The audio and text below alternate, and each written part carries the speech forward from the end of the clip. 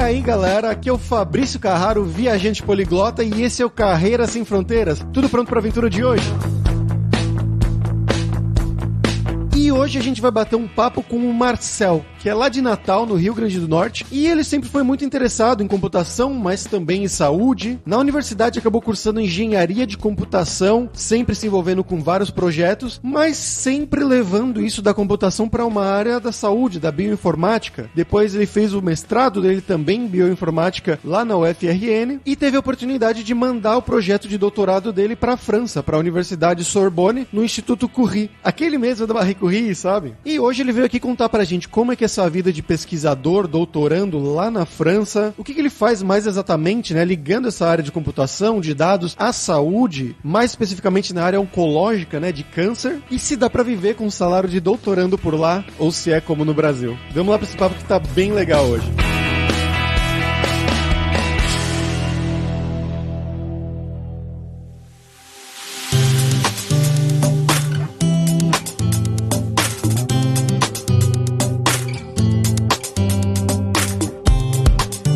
Pra essa conversa de hoje, eu podia falar que hoje eu que mando nessa bagaça aqui, mas a gente trouxe uma pessoa muito especial aqui, o chefinho, um dos fundadores da Alura, do Grupo Kaelon, Paulo Silveira. Como é que você tá, Paulo? Oi, tudo bem? Primeira vez aqui no Carreira. Como você tá, Fabrício? Tranquilo. Você, Marcel? Tudo em paz. Curtindo o solzinho aqui no verão brasileiro.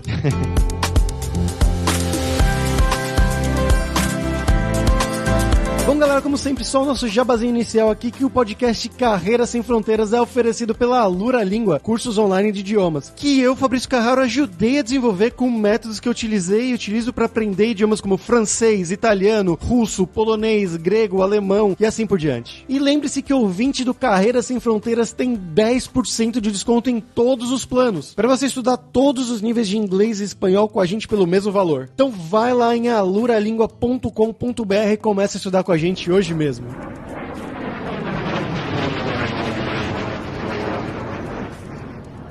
Pra começar, como sempre, né, eu queria que você contasse pra gente um pouco do seu background, né? Então, de onde que você é do Brasil, o que que você fez de formação, o que que você fez da sua vida e o que que te levou aí pra França, cara? Rapaz, a história é bem interessante, porque eu fui seguindo mais ou menos o que eu achava que queria e fui cada vez sendo puxado pra uma área diferente e chegando onde é que eu tô hoje, né? Eu fiz engenharia de computação e automação na UFRN. Eu tinha uma prima que tinha feito esse curso e tinha ido pra área médica e eu tinha interesse também nisso, mas a gente não escolhe, né? As coisas vão acontecendo, eu fui pra uma área da educação, mas acabou que disso surgiu um outro projeto para a área de saúde e aí eu fui para a área de saúde. E aí eu acho que é importante falar isso porque desde o começo da graduação até hoje eu trabalho com computação na área de saúde. Eu terminei a graduação em engenharia de computação e automação na UFRN, eu fiz uma especialização em Big Data também na UFRN, fiz um mestrado em bioinformática também na UFRN e aí surgiu essa oportunidade durante o mestrado ainda de vir para a França fazer um doutorado em uma área parecida com o que eu trabalhava no mestrado, que é a área de grafos, de escrever modelos, né, que representam, seja progressão de câncer, agora eu trabalho com causalidade, né? Então foi bem interessante isso, porque eu nunca imaginei que eu fosse vir pra França. Isso que é engraçado, eu nunca imaginei. Eu não falava francês, e aí surgiu essa oportunidade, eu achei legal. É interessante a história, porque eu não fiquei, não vou tentar, não vou conseguir, é um mundo inteiro, blá, blá, blá, blá, blá. E aí meu orientador do mestrado falou, Marcel, tenta, cara. Porque se você não conseguir, já tem um não, mas e se você conseguir? Eu pensei,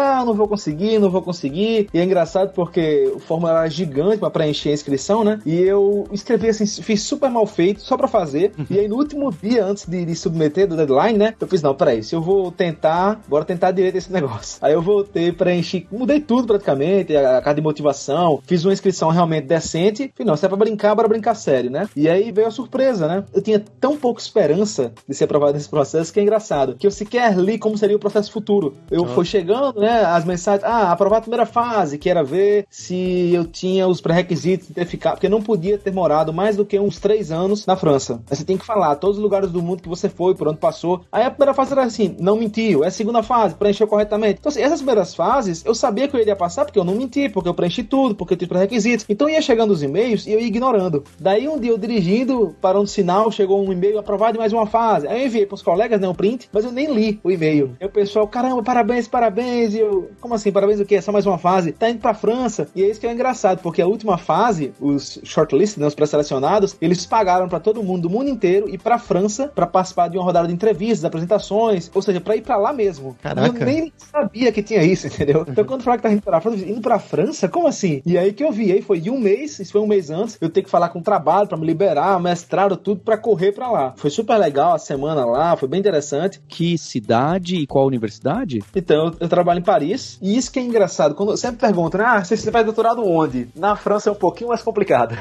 Na França, eles tinham muitas universidades pequenas, em parte por causa de alguns fenômenos históricos que aconteceram, que a Universidade de Paris, a Sorbonne, ela se dividiu em várias universidades, né, e aí, recentemente, eles começaram a mesclar as universidades. Como as universidades eram muito pequenas, elas eram um pouco competitivas no mundo internacional, porque as universidades são muito grandes, né, tem 50 mil, 40 mil alunos, e eles tinham universidades muito pequenas. Então, o que eles fizeram, desde 2010, se não me engano, eles começaram a fundir as universidades, e isso deu uma bagunça enorme. Então, assim, por exemplo, eu trabalho no Instituto Curie, fiz a seleção pra lá, e o Instituto Curie hoje, ele faz parte de uma universidade chamada PSL Research University, que em vários rankings está como a melhor da França, a quarta melhor do mundo, criada nos últimos 50 anos, entre as 50 melhores do mundo, muito boa. Só que na França, eles têm uma coisinha chamada École Doctorale, que é uma escola de doutoramento, que é muito parecido com o que a gente tem de programa de pós-graduação no Brasil, só que elas são meio que independentes. Então, a minha escola de doutorado, onde eu faço o doutorado, é dentro da Sorbonne Université. Todo mundo fala, todo mundo estuda na Sorbonne. Só que é porque são universidades que se desmembraram da Sorbonne 50 anos atrás, alguma coisa assim, e aí ficou o nomezinho Sorbonne. Essa Sorbonne Université, que é a única Sorbonne que se fala hoje, ela foi uma fusão da Sorbonne 4 e da Sorbonne 6, que eles chamam de Paris 4 e 6. Então, o meu diploma, o meu doutorado, ele é na Sorbonne Université. A Suzana Herculano Rosen, né, que saiu do Brasil, neurocientista, ela fez doutorado na UPMC, que era Paris 6. Só que tudo hoje se juntaram, chama-se Sorbonne Université. Então, meu doutorado é lá, meu diploma vai vir de lá, só que 90% do meu tempo eu tô dentro do Instituto Curie, que é onde eu sou contratado como profissional para fazer doutorado lá, só que é parte da PSL. Então, nunca é rápido explicar onde que eu tô fazendo doutorado. E continuando, como é que foi essa última entrevista, essa parte lá na França mesmo, pessoalmente? Cara, foi muito legal. Eu me recordo que, assim, durante o processo e ainda no final, eu só pensava uma coisa: ainda que eu não seja selecionado, que aprendizado. Cara, é muito diferente. Eu me recordo que foram várias entrevistas, né? Várias delas deram alguns sinais de como que são as coisas na Europa, ou ao menos a experiência que eu tenho tido em alguns países da Europa. Você estar feliz é quase que uma obrigação do doutorado. Eles se preocupam muito com o seu bem-estar. Das várias entrevistas que eu tive, a última entrevista basicamente foi pra eu convencer o cara que eu seria feliz se eu fosse pra lá. Isso é muito interessante. E uma das entrevistas foi interessante porque ele perguntou: você aplicou pra quantos lugares pra fazer doutorado? E assim, é engraçado isso, porque no Brasil a gente não tem essa cultura de aplicar pra 10, 15 lugares. Você olha pra um lugar, talvez 2, né? Aplica e vê o que vai dar. Lá fora, o pessoal aplica pra 5, 6, 7. Nessa semana que a gente ficou lá, tem colegas que eles não estavam no primeiro dia, porque eles estavam em um país participando de uma seleção de doutorado, no outro dia estavam lá comigo, no outro viajaram pra outro país. Então não é nem que são vários processos no mesmo país. Os caras aplicam pra Europa inteira. Eu tenho colegas que participaram dessa fase final, mas não foram aprovados, que estão na Alemanha, que estão na Irlanda, que estão em vários lugares, e distantes da França, né? Então o pessoal sai aplicando pra tudo que é lugar. E aí quando me perguntaram, como você só tá aplicando pra um lugar que é aqui? A desculpa que eu tive, embora culturalmente a gente no Brasil não seja comum sair aplicando pra 10, 15 lugares, a desculpa que eu tive foi: eu tô no meio do meu mestrado, eu não iria procurar agora por doutorado. A única razão pra eu estar procurando agora por um doutorado é porque apareceu essa oportunidade e eles querem pessoas que tenham acabado de sair do mestrado. Só que o interessante é, eu tinha que terminar o mestrado até 30 de setembro e o meu mestrado terminava em abril do outro ano. Putz. Então eu tive que dar uma corrida. Quando em junho chegou a resposta que eu tinha sido aprovado, caramba, foi 3 meses assim, impossível. E quem já fez mestrado sabe que terminar 6 meses antes do nada assim é praticamente impossível. E aí eu não falo que eu que sou foda não, a questão não é essa. O meu orientador foi fenomenal. O cara definitivamente parou de viver pra trabalhar comigo. E se não fosse isso, a gente não tinha conseguido jamais terminar. Foi o Rodrigo Damolim, o cara foi fenomenal. E aí a gente conseguiu. A entrevista, cara, muito legal. Porque o Instituto Curie é um instituto que a Marie Curie trabalhou, né? Foi um instituto que deram pra ela. Era no Instituto do Rádio, e aí quando ela faleceu, deram o nome de Instituto Curie. Então, durante a semana tinha atividades, tinham filmes da vida dela, palestras da vida dela, e aí entrevistas com gente de fora da indústria convidada pra avaliar você. Você passava alguns dias dentro do laboratório conhecendo as pessoas, se apresentava pra ele, se apresentava pro orientador, se apresentava muitas apresentações. Era definitivamente pra saber se você queria estar ali, se eles queriam você ali. Mas o que mais me surpreendeu foi justamente a última entrevista, que foi o que eu falei. Provar pro cara que eu ia estar feliz se eu fosse pra lá. E quando eu cheguei lá pra morar de fato, né, eu vi que não é balela. Realmente é impressionante como eles querem que você seja feliz.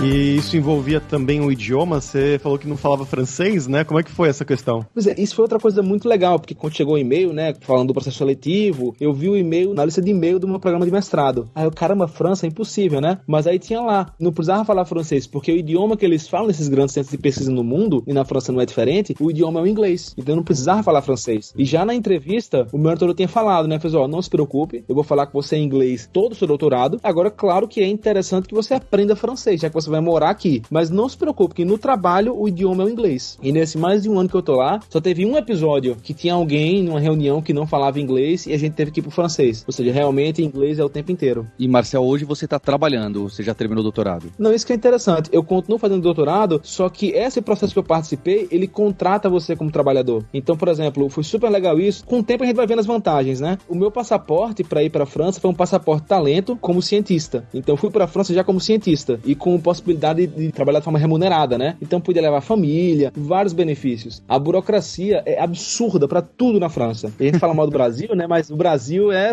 dá uma surra. A França é muito burocrática. E eu me recordo que pra alguns documentos no começo da residência, né, pra ficar lá, eu peguei assim filas e processos e eu furava quase que todas as filas. Nos e-mails chegava, avise que você é cientista. E aí eu mostrava, né? Então assim, tinham filas, cara, que eu passava de manhã, às vezes, e via uma fila arrodeando o quarteirão, não sabia o que era. Eram estudantes pra poder entrar no lugar, pra poder pegar as filas pra pegar a documentação. E eu não pegava praticamente nenhuma dessas filas. E sem pegar nenhuma fila, eu ainda ficava 1h30, 2 horas esperando.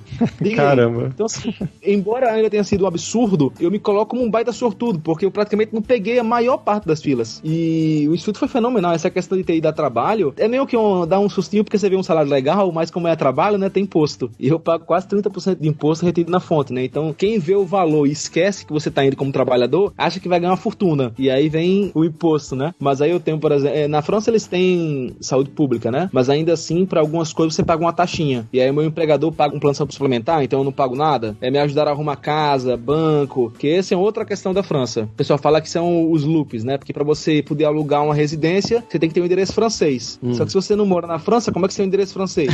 Para você ter uma conta de telefone, você tem que ter um endereço. E para ter uma conta de banco, tem que ter uma conta de telefone. Então, tudo vai meio que em loop bagunçado, sozinho quem chega lá dá pena. E aí, no meu caso, não. Eu consegui uma reunião com a gerente do banco porque o meu trabalho conseguiu. Eu consegui lugar pra ficar, que até hoje onde eu tô, que é um preço super legal, super confortável pra quem não quer se preocupar com nada, porque tem faxineira, tudo já tá incluso na mensalidade. Enfim, ajudou muito. Eu fico imaginando se eu tivesse ido como doutorando, mas como estudante, como teria sido mais complicado e ainda hoje mais difícil no dia a dia. E como eu fui como trabalhador, ajudou demais. Esse lugar que você tá ficando aí, então ele é ligado à universidade de alguma forma? Isso. Em Paris, eles têm a CUP, né, que eles falam, CIT, Cidade Universitária Internacional de Paris. E lá eles têm vários prédios. E esses prédios, eles são mantidos, vários deles, por governos. Então tem o prédio do Brasil, por exemplo. O governo brasileiro, que ele financia essa casa. E aí você tem casa de vários países. Assim, eu já tô numa vibe mais velha, sabe? Eu não gosto muito de barulho. E aí eu tive a sorte de pegar uma casa que é a franco-britânica, que geralmente quem vai pra lá são cientistas, pesquisadores, professores, pessoas que vão através de convênios, então é um pessoal mais maduro. Então, claro que tem festa, barulho, mas não é todo dia ao menos. Então acaba que é um local muito mais pra quem realmente foi a trabalho, entendeu? Não foi pra diversão. E aí é dentro da cidade universitária de Paris, né? Internacional, que é super legal, porque é próximo de tudo, tem transporte. É mesmo quando tá com greve que não tem nada, andando pro trabalho dá coisa de 40 minutos. Então é bem tranquilo. O valor é muito abaixo do que outros lugares. E assim, tá incluso internet, água, energia, faxineira semanal. Sei lá, se eu acordo de manhã e tenho uma lâmpada queimada, eu mando um e-mail, vou trabalhar, quando eu volto tá arrumado. Caramba. Então eu praticamente não tenho gasto com nada. Com gás, eu não tenho gasto com nada em casa. É um quarto pequeno, eu tenho meu banheiro, claro. Tem uns prédios que é quase nada, é um buraquinho, não tem nem banheiro. No meu caso, não, eu tenho um banheiro, tenho meu quarto e tal, mas é pequeno. E a cozinha é compartilhada, né? Aí eu tenho colegas que não gostavam disso, se mudaram. Só que, caramba, eu cozinho de boa, não me incomodo de compartilhar a cozinha, são muitas cozinhas, nunca tá cheia. Tipo, eu acho que não vale a pena me mudar pra ter que pagar mais energia, água, não sei, tem mais caro. Eu tô tranquilo lá, feliz da vida. Mais uma vez, se não fosse o trabalho, eu não tinha conseguido, porque pra você ir pra esses lugares, tem que passar na seleção. Não é só ser brasileiro que você vai conseguir um lugar na Casa do Brasil, entendeu? Tem toda uma seleção, um processo chato, muita gente não consegue. Então, ir pra lá sabendo que eu tinha um lugar garantido, porque o Instituto Curie garantiu que ia ter um lugar, foi super tranquilo.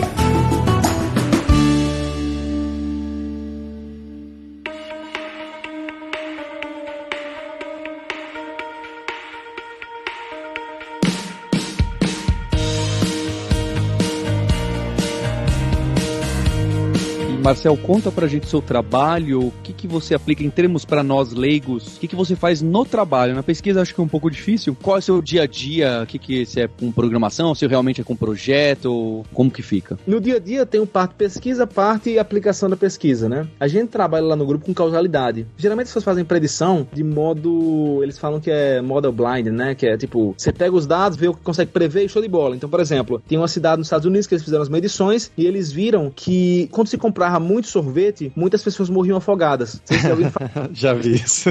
É bem interessante. Comprava muito sorvete, muita gente morria afogada. E aí ficou aquele negócio. Também tem em Nova York. Eles viram que quando comprava muito sorvete, a taxa de homicídios crescia. No model blind, que você fala, né? Model free, aí tá aí, porque um tá causando o outro, né? Correlação é causalidade. Só que não. A gente já cansa de ouvir aí que correlação não necessariamente é causalidade. E nesses dois casos, existe uma terceira variável, que a gente chama de fator de confusão, variável de confusão, né? Que é a temperatura. Que no caso é verão, né? Quando tá muito quente, as pessoas vão mais pra piscina, pro mar, saem mais de casa. Então é natural que essas coisas aconteçam. Só que ainda assim você pode prever essas mortes com o consumo de sorvete. A questão é que é difícil generalizar isso. Podem existir momentos que isso não vai acontecer por causa da temperatura. Ou seja, você não está trabalhando com as causas. Então o que eu faço na minha pesquisa é tentar criar algoritmos inteligentes que eles vão desvendar esses modelos causais pra gente, para que você de fato esteja lidando com causas e efeitos, e não com correlações espúrias, associações espúrias, entendeu? E aí a gente consegue criar esses modelos que eles são autoexplicativos. Então quando eu falo para um médico que paciente que tem essas características, ela morre mais de câncer, ou ela tem um quadro mais agressivo. Eu não falo isso e acabou, como alguns algoritmos fazem, né? Porque esse aqui tem uma alta taxa de predição. Não é assim que a gente fala. Fala, o algoritmo nos contou que isso acontece assim por causa disso. Ele é muito transparente, é muito explicativo. E aí essa é a parte prática que eu faço no dia a dia. Como no Instituto Curie eles têm alguns hospitais, a gente tem os dados desses pacientes e a gente consegue explicar algumas coisas. Às vezes tem um hospital que a gente vê, olha, tá acontecendo isso aqui. É por quê que tem mais gente morrendo lá? Os ciclos de quimioterapia são mais longos. A gente consegue explicar esse tipo de coisa que às vezes são inconscientes para os médicos. Então, por exemplo, alguns estudos já mostraram que pessoas solteiras, elas recebem pior tratamento para câncer. Aí, nossa. Por quê? Em alguns casos, inconscientemente, alguns médicos, eles receitavam doses mais fracas de alguns remédios, de quimioterapia, o que fosse, porque como você mora só, a chance de você ficar fraco em casa e cair é muito grande, e é muito custoso lhe manter no hospital, principalmente se você não tem plano de saúde, né? Então era melhor o quê? Dar uma dose mais fraca, que tá de boa. Agora, se você mora com alguém, se você mora com seus pais, se você é casado, eu posso dar uma dose mais forte, porque sempre vai ter alguém com você. Só que isso é errado, porque eu posso ser solteiro e posso ter alguém. Eu posso ser solteiro e posso pagar alguém pra cuidar de mim. Enfim, não é o que tá causando, entendeu? Tem essa correlação aí. Então, meu doutorado é justamente isso, entender as causas e efeitos, sempre relacionado a câncer, né? Que o Instituto Curie, o objetivo é trabalhar com câncer, para descobrir essa linha, e aí entender causas e efeitos, principalmente em câncer de mama, mas também tô trabalhando com outros cânceres. Caramba, muito interessante tudo isso, cara. É uma área bioinformática, ou como é que se chama isso exatamente agora? É bioinformática. Lá no Curie em si chama muito de biofísica, mas é bioinformática. Американская фирма Transceptor Technology приступила к производству компьютеров «Персональный спутник». E agora a gente vai para o momento viajante poliglota com o nosso Fabrício Carraro. Então, hoje a gente vai falar sobre a França. A gente já falou algumas vezes sobre a França, né? A dica de hoje, a dica cultural, tem a ver com escola, na verdade. Não com universidade, que é o caso do Marcel, mas com escola, que é um filme que chama Entre les Murs, que se você for escrever tintim por tintim é Entre les Murs, que em português saiu como Entre os Muros da Escola, que é um filme francês que ganhou a Palma de Ouro do Festival de Cannes em 2008, e é uma história bem interessante sobre o desenvolvimento entre alunos de diferentes etnias, de diferentes classes sociais, crescendo isso numa escola normal, uma escola pública francesa, e é bem legal mesmo. Eu assisti isso na época que lançou, lá por 2008, 2009, 2010, eu acredito, e eu queria perguntar pro Paulo também agora, porque ele conhece bem a França, que eu sei. Você tem algumas dicas culturais pra gente, Paulo? Tem um museu que eu gosto muito, que é o Museu Marmottan Monet, que fica um pouco mais afastado do centro da cidade e que tem todos os quadros óbvios do Monet, tem todos os quadros óbvios de todo o movimento do impressionismo e que pouco turista óbvio vai. Acho que é um lugar muito legal, é o mesmo site pra você conhecer. Inclusive o quadro que dá o nome ao impressionismo, né, que causou todo o furor ali quando eles fizeram um encontro, que é o Levante do Sol, né? Não sei como que é a tradução em português, que é um nascer do sol que o Monet pintou e que os críticos chamaram que, isso é só a impressão não do nascer do sol. E daí eles fizeram isso de uma forma crítica, pejorativa, e daí eles mesmos se chamaram, se auto-intitularam do movimento impressionista. Hoje em dia eu acho que é alguma coisa muito legal que dá pra você fazer. E você, Marcelo, que dica você tem pra gente? O que você faz pra se divertir aí em Paris, cara? Cara, é como eu te falei no começo, né? Eles querem que a gente fique feliz. Então, diversão não falta. Eu que não vou. Eles brincam. Teve a semana de boas-vindas, né? Eles brincaram. Morar e trabalhar em Paris é a melhor coisa do mundo, porque tem infinitas coisas pra fazer. Mas a gente tá sempre tão ocupado com o trabalho que ninguém faz nada. Então, por exemplo, lá no trabalho, uma sexta-feira sim, uma sexta-feira não. Tem bebida e comida rodada de graça pra todo mundo no instituto. Toda quarta-feira eles vão pra um bar. Toda quinta, se não me engano, tem um almoço lá no meu prédio. Quase toda semana, quando tem defesa de doutorado, alguém tá indo embora, tem uma festa com tudo rodado também, com álcool, com comida. E geralmente no meu prédio, onde isso acontece, é na sala em frente a que eu fico. Então eu tô lá trabalhando e sentindo cheiro de comida, o povo rindo, música, mas ainda assim eu geralmente não vou. E aí, na cidade universitária, é a mesma coisa. Agora, todo domingo de manhã tem café da manhã de graça no meu prédio, pra todo mundo lá conversar. Ano passado teve uma época que toda quinta-feira tinha também tudo de graça, comida, bebida e palestras científicas. Então, assim, atividades não faltam. E eu imagino que não é só na área acadêmica, né? Em todo canto, você vai ter, cada sua área vai ter muita coisa. Eu conheci um brasileiro, eu tava semana retrasada no Canadá, num evento. O cara brasileiro, carioca, mora em Paris e tem um grupo que toca, não lembro agora, mas é um estilo brasileiro africano, afro-brasileiro de música. E ele toca com o pessoal e ele diz que, pô, todo mundo vai. Então, assim, independente do que você gosta, você vai ter um grupo e um local pra ir em Paris. Tem muita coisa. Eu geralmente vou pra, assim, minha diversão lá é ir pra evento científico, tem muita coisa. Eles têm os retiros científicos, que é a coisa mais bizarra e engraçada que eu já ouvi falar. A cada 2 anos, tudo pago pra ir pra um outro país, uma viagem pra outro canto, pra se divertir, um retiro pra relaxar, e ao mesmo tempo com a parte científica, palestras, cursos, etc. E a Associação de Doutorado e Doutorandos do Curri, uma vez por ano também tem um retiro. Aí esse ano foi pra Portugal. Aí ano retrasado foi pra Eslováquia. Aí antes disso foi pra Espanha. Tudo pago pra ir se divertir, curtir e aprender seu trabalho, discutir ciência. Então, mesmo se você quiser ficar apenas em ciência, tem coisa o tempo inteiro pra fazer. O negócio é incrível mesmo. Se eu pudesse dar uma sugestão de um lugar pra ir, que eu acho que ninguém vai encontrar nesses lugares para ir em Paris, né? E por isso eu nem vou dizer nada aqui, porque qualquer um encontra um dia em Paris. Mas uma coisa legal que pouca gente conhece é que tem um museu da Marie Curie. Um museu no Instituto Curie. E ele é de graça. Então você vai lá, é dentro do instituto, né? Os dias é meio chatinho, os horários. Mas só olhar no Google Maps que ele mostra o horário correto. É de graça e você vê praticamente a história da radioatividade no mundo, na medicina, a história da família Curie. Tem a sala dela lá, que isso que é engraçado. A sala da Marie Curie tá quase que exatamente embaixo da minha sala. Olha. Então eu ainda posso dizer isso, que eu estou perto, né, de onde trabalhou Marie Curie. O Nobel da filha dela tá na biblioteca do lado da minha sala. E assim, é o tempo inteiro você topando com o prêmio Nobel, com história, entendeu? Com grandes cientistas. Ah, quem esteve aqui foi tal coisa. Tem um vídeo bem legal também no YouTube, buscando os locais mais radioativos da Terra. E um dos lugares que o cara frequenta é justamente a sala dela, porque tem algumas coisas lá que ainda são radioativas. Que doideira. É muito louco isso, cara. É muito louco. Todo ano eles dão uma palestra pra acalmar a gente, falando que embora, né, tenham coisas radioativas, tá tudo sob controle. E aí, o malabarismo que eles fazem é muito engraçado, porque a parede do corredor perto da minha sala, eu moro no prédio mais antigo, né, ela tava bem acabadinha. Tinha uns armários, eles tinham faixas dizendo não abra, por favor, né, porque é radioativo, enfim. E aí eles foram ajeitar isso. E aí você fala, pô, mas como é que você resolve uma parede radioativa? Se você bater nela, quebrar, a poeira, né, vai contaminar. Como é que você faz? Aí eles constroem uma parede em cima da parede. O chão, eles botam um chão em cima do chão. É tudo assim, entendeu? É bem interessante isso. É, estilo Chernobyl mesmo, né? Que construíram um silo em cima lá de Chernobyl, basicamente. Pois é, não tem o que fazer. Tem adicional aí, de insalubridade aí? Então, como eles falam que a gente tá sob segurança, não. Mas o legal é isso, que acho que é 2 a 3 anos, a agência, acho que a Agência Nuclear Europeia, ela vai lá pra ver se as coisas estão dentro dos novos limites, porque esses limites vão ficando cada vez mais severos, né? Pra manter todo mundo em segurança. E aí teve uma vez que eles foram lá e entraram em pânico, porque tinha uma pia que ficava do lado de fora, e como ela ficava do lado de fora, não tava na planta do prédio, eles não olhavam. E a pia, pela radioatividade que ela emitia, já era pra ter sido removida há uns 5 anos. E eles tinham passado batido, né? Então eu sempre pra minha noiva, né, que se eu morrer de radioatividade, a gente sabe quem é o culpado, o lugar.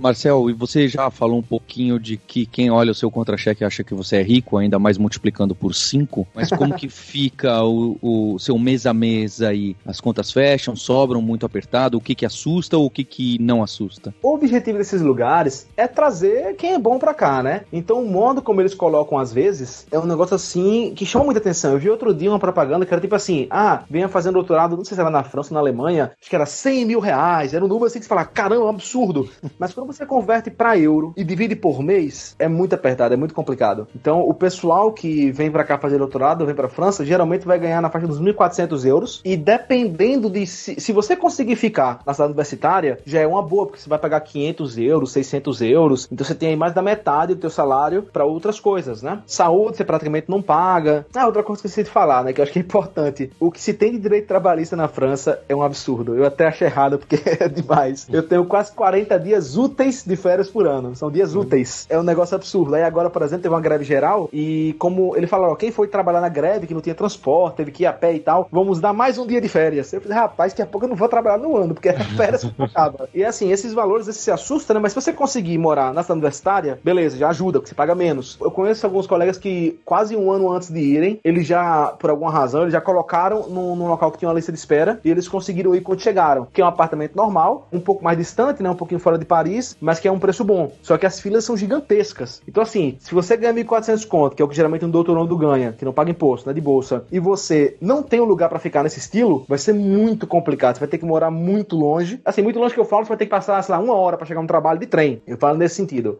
Pra chegar no trabalho, eu demoro 15 minutos de trem. É muito rápido. No meu caso, como eu falei, tem uma porrada, né? Que é 30% de imposto, mas o valor era bom. Tem incluso aí plano de saúde suplementar, eles me ajudam com transporte, eles pagam, se não me engano, é 40% do que eu gasto com transporte, que é o passe anual, né? De trem, ônibus, tram, tudo, eles pagam. Eles têm uns bônus que eles dão, me deram um salário extra quando eu cheguei pra me ajudar a me realocar. Final do ano, eles dão uns cartões de presentes com os valores. Vale a pena ir trabalhando, mas já como doutorando, é nesse estilo. Você tem que tomar cuidado pra você não achar que, vai sobrar, porque com vezes 5, não é assim. No meu caso, as contas fecham tranquilo, porque justamente eu moro na cidade universitária, eu acho que isso é o que faz a maior diferença, ajuda muito, muito, muito, porque eu poderia estar gastando 1.000 euros. Se eu fosse morar perto do trabalho, por exemplo, eu ia pagar aí só 1.400 euros se brincar, só de aluguel. Ou seja, é a bolsa inteira do doutorado. Eu tenho um colega que tá morando num apartamento fora de Paris, é coisa de 1 hora, e ele gasta uns 700 euros. E a cada 4 trens, um vai pra lá. Então, é o tipo de estresse que eu acho que vale a pena ficar na cidade universitária. E ele mudou porque ele queria uma cozinha, né? Então, eu acho assim,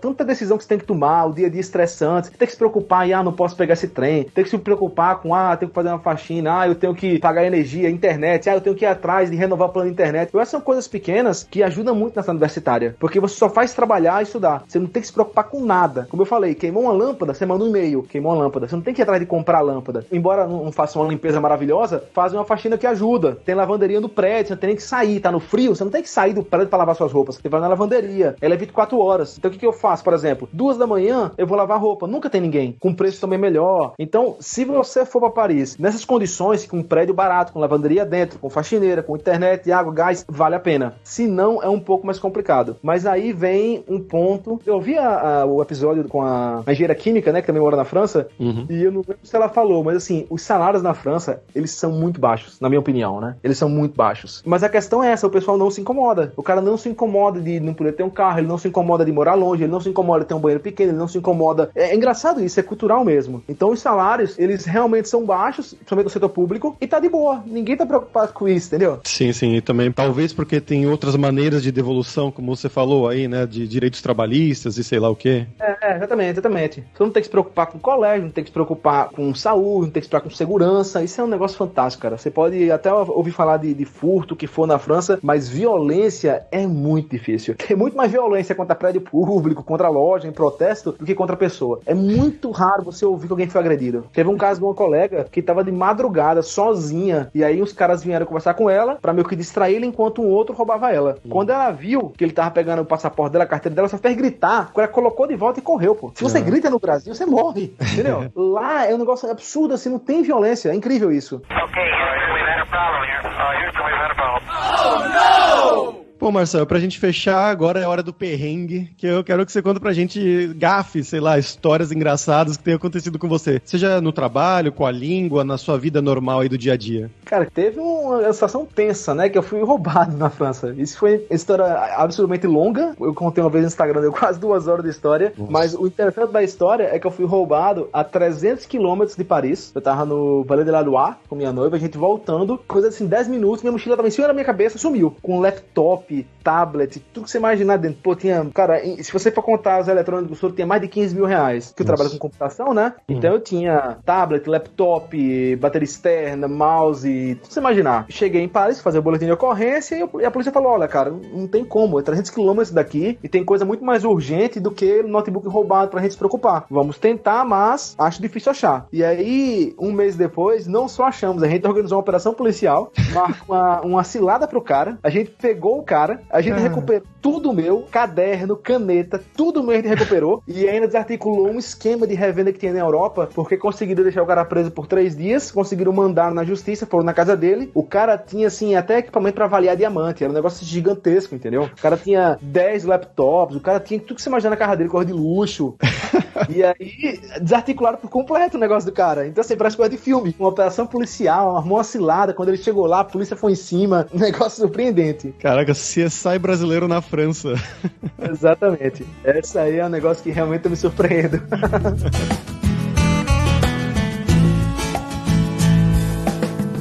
Bom, Marcelo, muito obrigado pela sua participação, cara. E você quer divulgar alguma rede social, alguma coisa sua? Eu tenho sido muito ativo recentemente no Twitter. Eu não falo nada que não seja relacionado com o meu doutorado, então geralmente você vai ver lá conteúdo de análise de dados, inteligência artificial, causalidade, algo nessa linha, que é o M. Ribeiro Dantas, meu Twitter. E toda segunda-feira eu publico uma lista dos meus melhores links da semana. Então toda segunda eu compartilho coisa de 30, 40, 50, às vezes 60 oportunidades de emprego, ou doutorado, ou mestrado, ou pós-doc, emprego na indústria, tudo na área de análise de dados, estatística, inteligência artificial, causalidade, várias oportunidades, todo tipo de coisa, são os melhores links da semana. E aí é o mribeirodantas.me/blog. Então toda segunda-feira vocês vão encontrar isso lá. O que eu faço aqui de propaganda é isso. Perfeito, cara. Muito obrigado e boa sorte aí em Paris, cara. Valeu, Fabrício. Valeu, Paulo. Um abraço.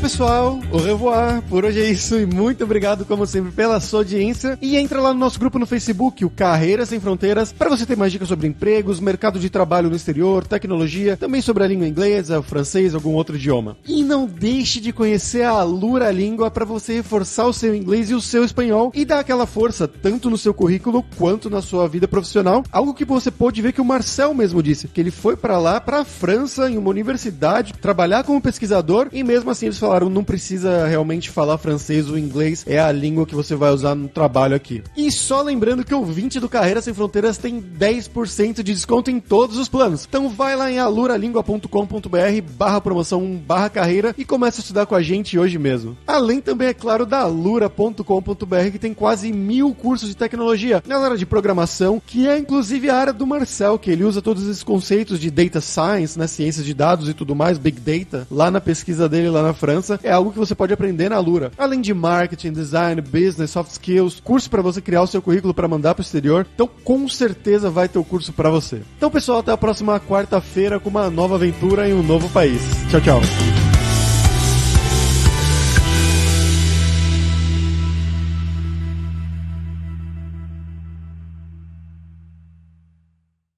Este podcast foi editado por Radiofobia, podcast e multimídia.